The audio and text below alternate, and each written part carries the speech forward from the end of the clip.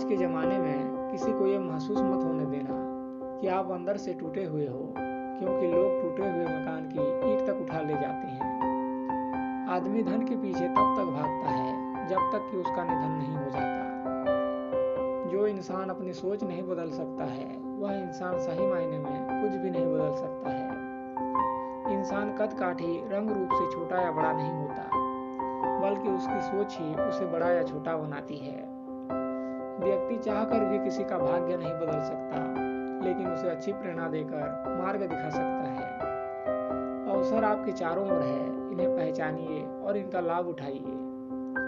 धनवान बनने के लिए एक एक कण का संग्रह करना पड़ता है और गुणवान बनने के लिए एक एक क्षण का सदुपयोग करना पड़ता है। गरीबी का कारण आलस्य है, पर कठोर परिश्रम से गरीब मनुष्य भी धनवान बन सकता है। दिल अच्छा, कर्म अच्छा, बाकी सब